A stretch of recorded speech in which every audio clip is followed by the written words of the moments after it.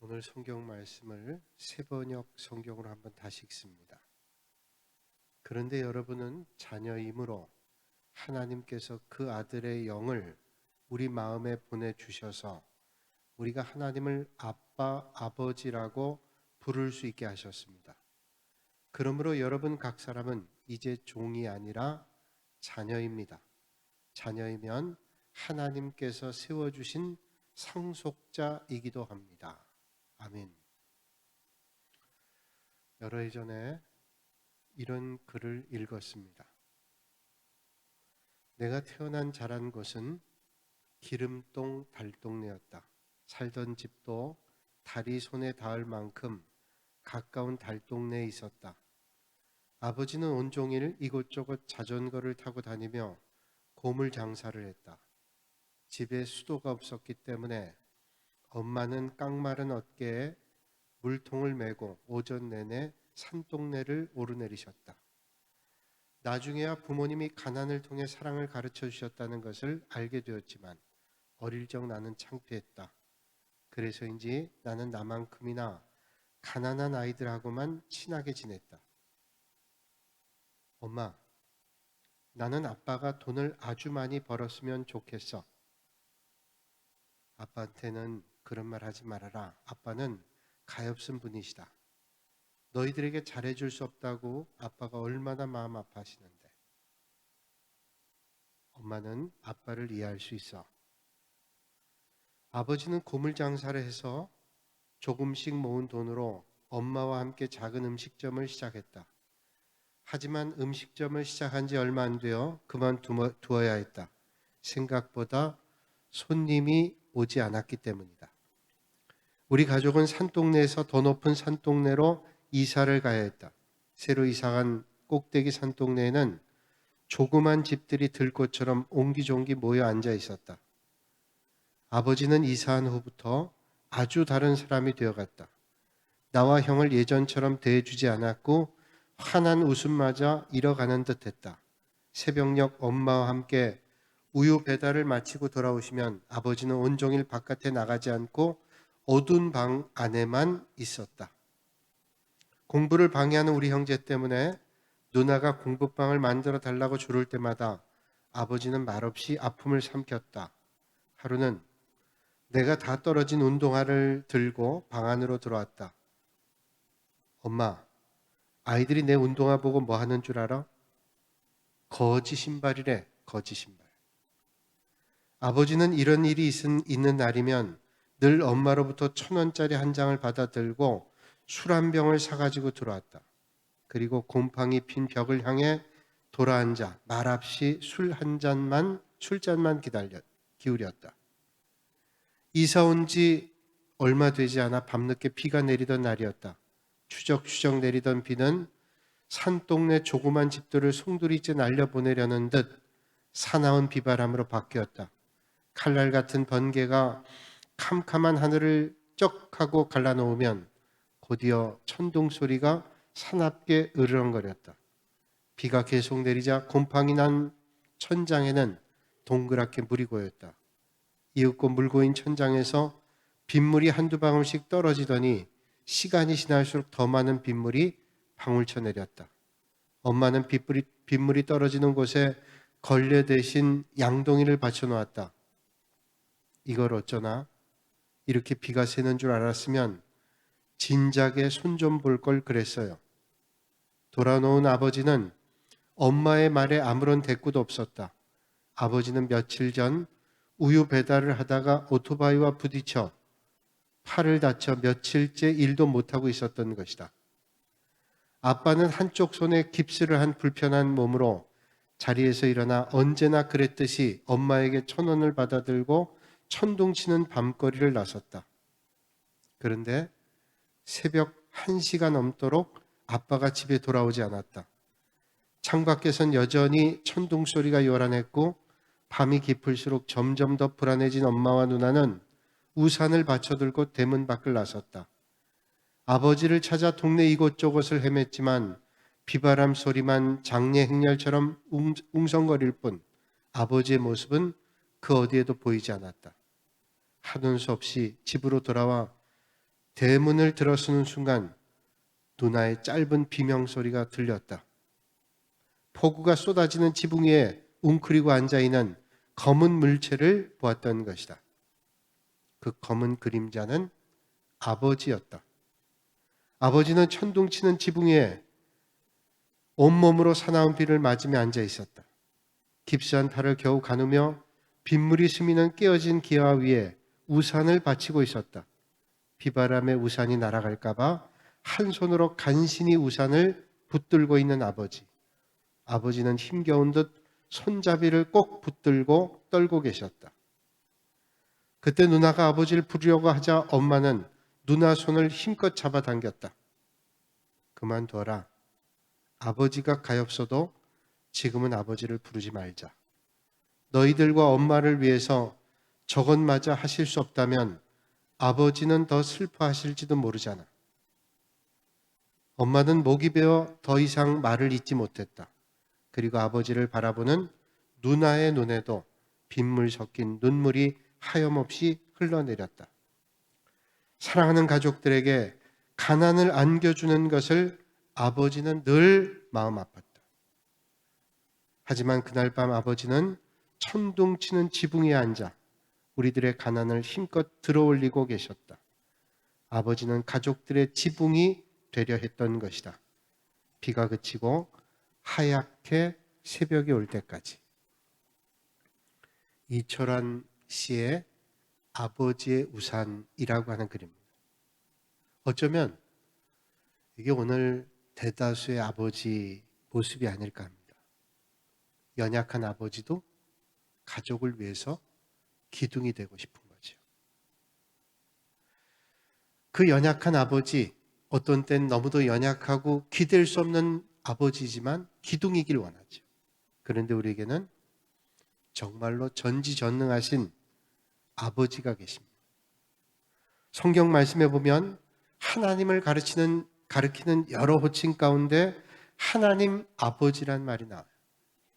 얼마나 좋은 호칭인지 몰라요. 하나님은 아버지시다. 오늘 본문 말씀에도 아버지라고 하는 호칭이 나오죠. 너희가 아들이므로 하나님이 그 아들의 영을 우리 마음 가운데 보내서 아빠, 아버지라 부르게 하셨느니라. 이 아버지라는 이름 앞에 아빠라는 말이 붙어 있습니다. 아빠는 오늘 본문이 기록되어진 주후 1세기 당시에 아람어로 아버지라는 말이 어린아이들이 말하는 아빠라는 말입니다. 어쩌면 우리와 너무 흡사한 의미를 가지고 있어요. 아이들이 태어나서 아빠, 엄마라고 부르죠. 그 아빠라는 말입니다. 아주 가까운 존재로서의 아빠를 의미합니다. 이 세상의 가장 큰 축복 가운데 하나가 아빠가 된다는 사실이죠. 반면에 이 세상에서 가장 어려운 일이 있다면 그것도 아빠가 되는 일입니다. 세상을 살아가는 모든 일들이 힘들고 어려운 일이지만 그보다 더 어려운 일은 좋은 아버지가 되는 것입니다. 자녀들은 아버지를 통해 자신의 미래를 꿈꾸고 삶을 경험하기 때문이죠. 느지막하게 아들을 낳았어요. 3대 독자. 아버지는 그 아들이 얼마나 귀했는지 모릅니다. 그런데 이 아버지가 세상의 마음을 빼앗겨서 교회를 멀리하고 다니던 신앙생활, 교회생활을 멀리하고 술과 노름을 즐겼답니다. 정말로 무엇보다 귀한 3대 독자가 자라서 초등학교 3학년 되었을 때 어느 눈 오는 날 아버지는 술도 마시고 싶고 노름도 하고 싶어서 술집을 가고 있었습니다. 그런데 자기 아들이 초등학교 3학년 된 아들이 뒤따라오는 겁니다. 아버지가 뒤를 따라오는 아들에게 물었습니다. 너 도대체 어딜 가냐? 눈 오는 길에. 아들은 눈 위에 찍힌 아버지의 발자국을 가리키며 아버지의 발자국을 따라가고 있어요. 선생님께서 존경하는 사람의 발자취를 따라가라고 하셨어요. 그래서 아버지의 발자국을 따라가고 있는 거죠. 순간 아버지는 가슴이 철렁했습니다. 사랑하는 아들이 아버지의 발자국을 따라오면 자기처럼 술꾼 되고 노름꾼 될 게 아닌가라고 생각했어요. 가장 귀한 아들이 자기 못된 발자국을 따라간다는 건 너무 싫은 거죠. 아버지는 그때야 발걸음을 돌려 동네 산 언덕에 있는 예배당으로 달려갔습니다. 그리고 하나님 앞에 엎드렸지요. 지난 날들이 스쳐 지나갑니다. 자기의 죄를 뉘우치고 통회하고 회개했다는 말이 있어요. 전에는 아버지라고 하는 이름이 그저 결혼하면, 그래서 아이를 낳으면 자연스럽게 불려지는 이름으로만 알았습니다. 그런데 아버지란 이름이 어깨를 짓누르는 무겁고 부담스러운 이름이라는 사실을 점점 느껴가게 되죠. 여러 해 전에 남북 이산 가족이 상봉하는 장면을 텔레비전을 통해서 본 적이 있습니다. 한 중년의 남성, 북쪽에 있는 머리가 하얀 아버지를 만났습니다. 그 중년의 아들이 그 아버지를 바라보고 뭐라고 외쳤을까요? 아빠, 아빠. 내가 얼마나 아빠를 아빠라고 부르고 싶었는지 알아? 50대 중년의 아들이 아빠라는 말은 너무 어색했을 거예요. 그런데 아빠, 내가 아빠를 얼마나 아빠라고 부르고 싶었는지 알아? 라고 하는 그 외침이 가슴을 눌렀습니다. 아들은 평생 다른 사람들이 아빠라고 부르는 그 아빠라는 말을 부르고 싶었을 거예요. 그런데 부를 수 없었어요. 그런데 그 아버지를 만난 다음 아빠, 아빠라고 부르고 싶었던 그 마음이 터져 나왔습니다.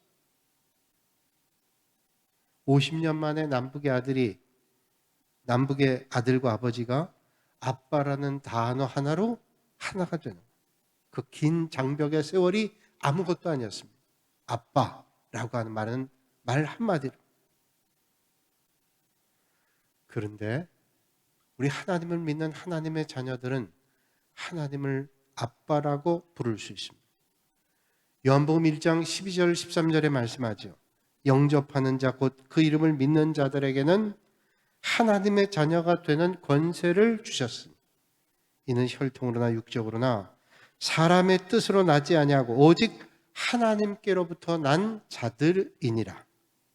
주님 믿는 자에게는 하나님을 아버지라고 부를 수 있는 권세를 주셨다. 그래서 이제 예수 믿는 사람은 전능하신 하나님을 아버지라고 부를 수 있다는 거예요. 자연스럽게 아버지라 부르죠. 오늘 본문 6절에 말씀하죠. 너희가 아들이므로 하나님이 그 아들의 영을 우리 마음 가운데 보내서 아빠, 아버지라 부르게 하셨느니라. 우리를 믿게 하신 것도 성령님이시고 하나님을 아빠, 아버지라고 부르게 하신 분도 주님이시라. 그러므로 이 아침에 영원하신 그리고 전능하신 그 하나님 아버지를 아빠, 아버지라 부르시는 은혜가 여러분들에게 있으시길 바랍니다. 그래서 하나님의 자녀가 됐다는 게 얼마나 큰 특권인지 몰라요. 또 특권인 반면에 책임이라는 양면이 있어요. 우리가 하나님을 아버지라 부른다는 특권, 또 아빠, 아버지라 부른다는 사람이 책임이 있죠. 그 특권은 하나님의 사랑과 은혜를 많이 받습니다. 당연히 아버지에게 우리는 큰 사랑을 받잖아요. 인간의 사랑 가운데 최고의 사랑이 부모 사랑. 그런데 하나님의 사랑은 그 사랑보다 크시죠. 이사야 49장 15절 16절에 말씀합니다. 여인이 어찌 그 젖 먹는 자식을 잊겠으며 자기 태에서 난 아들을 긍휼히 여기지 않겠나. 그들은 혹시 잊을지라도 나는 너를 잊지 아니할 것이라. 내가 너를 내 손바닥에 새겼고 너의 성벽이 항상 내 앞에 있다. 여러분, 젖 먹이는 엄마가 아기를 잊을 수 있을까요? 절대로 잊을 수 없을 거예요. 그러나 정신 나갔는지 모르죠. 그 아기를 잊는다 할지라도 하나님은 절대로 우리를 잊지 않는다. 그렇게 하나님께서, 아빠, 아버지께서 우리를 사랑하신다는 거죠. 마태복음 6장 26절에 말씀합니다. 공중의 새를 보라, 심지도 않고 거두지도 않고 창고에 모아들이지도 아니하되 너희 천부께서 기르시나니 너희는 이것들보다 귀하지 아니하냐. 하나님은 그렇게 늘 우리를 보살펴 주십니다. 뿐만 아니라 우리를 받아주세요. 용납해 주십니다. 우리의 허물과 연약함을 다 도말하시고 용납해 주세요. 시편 103편 10절 이하에 말씀합니다. 우리의 죄를 따라 처치하지 아니하시며 우리의 죄악을 따라 갚지 아니하셨으니 동이 서에서 먼 것 같이 우리의 죄가를 우리에게서 멀리 옮기셨으며 아비가 자식을 불쌍히 여김같이 여호와께서 자기를 경외하는 자를 불쌍히 여기신다. 하나님 우리를 용납해 주시는 거예요. 여러분, 아무리 용납할 수 없는 일도 아버지는 용납하지요. 하나님은 그렇게 우리를 용납해 주시나. 언젠가 어떤 대학 교수의 가슴 뭉클한 트위터의 글이 화제가 된 적이 있습니다. 그분의 글이 이렇습니다. 나의 고향은 경남 산청이다. 지금도 비교적 가난한 곳이다. 그러나 아버지는 가정 형편도 안 되고 머리도 안 되는 나를 대구로 유학 보냈다. 대구 중학 다녔는데 공부가 하기 싫었다. 1학년 8반 68명 정원에 68등 꼴찌를 했다. 부끄러운 성적표를 가지고 고향에 가는 어린 마음에도 그 성적표를 내밀 자신이 없었다. 당신이 교육받지 못한 한을 자식을 통해 풀고자 했는데 꼴찌라니. 끼니를 제대로 잊지 못하는 소장농 하면서도 아들을 중학교에 보낼 생각을 한 아버지를 떠올리면 그냥 있을 수가 없었다. 그래서 잉크로 기록된 성적표를 68명 중에 1등으로 고쳐서 아버지께 드렸다. 아버지는 보통 학교도 다니지 않았으므로 내가 1등으로 고친 성적표를 알아차리지 못할 것으로 생각했다. 대구로 유학한 아들이 집으로 왔으니 친지들이 몰려와서 찬석이는 공부를 잘했더냐고 물었다. 아버지는 앞으로 봐야지. 이번에는 어쩌다 1등을 했는가 배 라고 대답을 했다. 찬석 아버지는 자식 하나는 잘 뒀어. 1등을 했으면 칡거리를 해야지 라고 말했다. 당시 우리 집은 동네에서 가장 가난한 살림이었다. 이튿날 강에서 멱 감고 돌아오니 아버지는 한 마리뿐인 돼지를 잡아 동네 사람들 모아놓고 잔치를 했다. 그 돼지는 우리 집 재산 목록 1호였다. 기가 막힌 일이 벌어진 것이다. 다음 날 나는 아버지 하고 불렀지만 다음 말할 수가 없었다. 그리고 달려나갔다. 그 뒤로 나를 부르는 소리가 들렸다. 겁이 난 나는 강으로 가 죽어버리고 싶은 마음에 물속에서 숨을 안 쉬고 버티기도 했고 주먹으로 내 머리를 내리치기도 했다. 충격적인 사건은 그 이후로 달라졌다. 항상 그 일이 내 머리에 맴돌고 있었기 때문이다. 그로부터 17년 후에 나는 대학 교수가 되었다. 그리고 나의 아들이 중학교 입학했을 때 내 나이 45세가 되던 어느 날 부모님 앞에서 33년 전의 일을 사과하기 위해서 어머니, 저 중학교 1학년 때 1등은요 라고 막 말을 시작하려는 순간 옆에서 담배를 피우시던 아버지께서 말하죠. 알고 있었다. 그만해라. 손자가 듣고 있다. 자식의 위조한 성적을 알고도 재산 목록 1호인 돼지를 잡아 잔치를 하신 부모님의 마음을 박사이고 교수이고 대학 총장인 나는 아직도 감히 알 수 없다. 전 경북대학교의 총장이었던 박찬석 총장의 고백입니다. 자식의 뻔한 거짓말에도 묵묵히 기다려주신 아버지의 마음은 과연 어떤 마음일까요? 이런 아버지의 마음은 하나님 아버지를 너무도 닮아 있진 않는지요? 아빠 아버지는 이런 우리의 죄와 허물을 용서해 주시고 용납해 주시고 받아주시고 사랑해 주세요. 그래서 우리는 마땅히 해야 될 일이 있는 거죠. 로마서 8장 17절에 18절에 자녀이면 또한 후사이니 우리가 그와 함께 영광을 얻기 위하여 고난도 함께 받아야 할 것이니라. 특권만 누리려면 그저 예수 믿다 천국 가면 됩니다. 그러나 우리가 이 땅에 남아있는 것은 아직도 숨쉬고 살면서 있어야 될 이유는 우리에게 맡겨주신 몫이 있지요. 하나님의 자녀로서의 사명이 있습니다. 마태복음 5장 13절 이하에 말씀하지요. 이같이 너희 빛을 사람에게 비치게 하여 저희로 너희 착한 행실을 보고 하늘에 계신 너희 아버지께 영광을 돌리게 하라. 우리 하나님께 영광 돌려야 됩니다. 그리고 이 귀한 사명을 세상에 전해야 되죠. 오직 성령이 너희에게 임하시면 너희가 권능을 받고 예루살렘과 온 유대와 사마리아와 땅끝까지 이르러 내 증인이 되리라. 오늘 우리는 그 아빠 아버지를 온 세상에 전해야 될 사명이 있어요. 그래서 아빠 아버지를 나의 아버지로 모신 사람은 이런 큰 사랑을 받고 특권을 받은 사람다운 책임이 우리에게 있다는 거죠. 오늘 이 아침에 그런 결단이 여러분들에게 있어질 수 있기를 주님의 이름으로 축복합니다. 이제 말씀을 마치면서 한 가지 긴 얘기지만 말씀드리고 마칠게요. 이런 글을 본 적이 있습니다. 다감하고는 거리가 멀고 필요한 일 외에는 거의 함구하며 자녀의 크고 작은 일, 잘못에 역정과 함께 엄격한 것이 우리 전통의 한국 아버지상이라고 하면 지나친 비약일까요?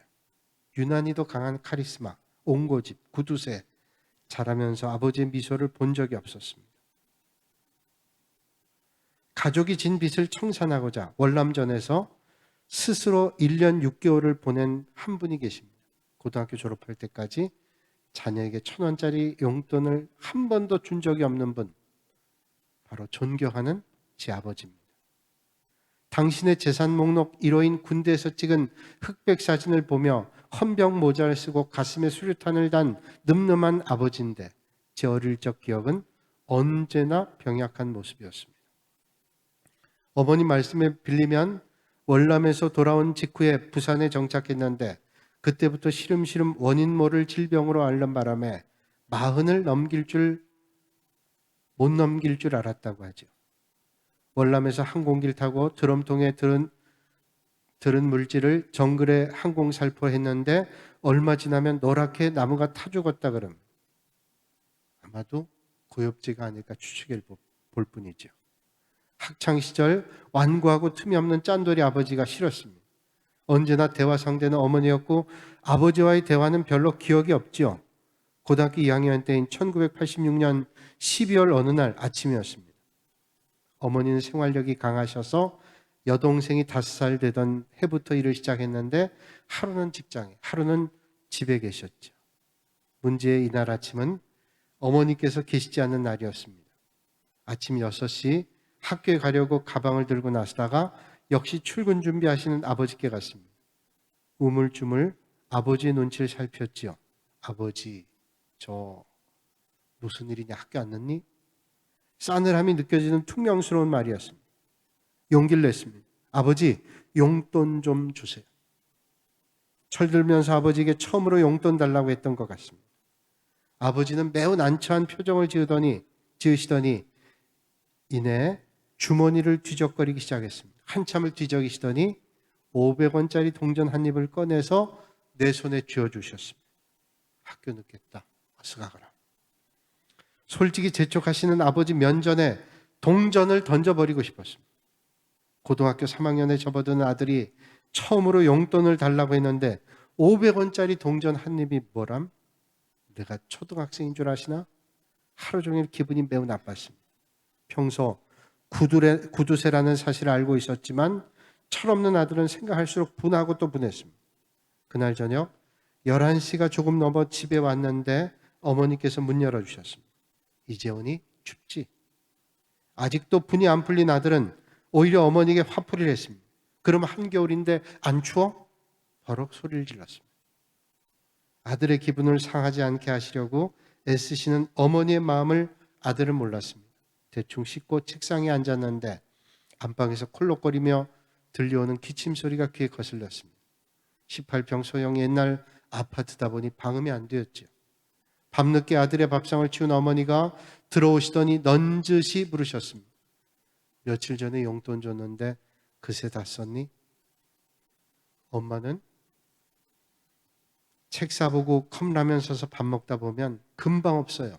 그리고 넉넉하게 주지도 않으면서 그래서 아침에 내 아버지께 용돈 달라고 그랬니? 그럼 아들이 아버지한테 용돈 달라는 말 못해?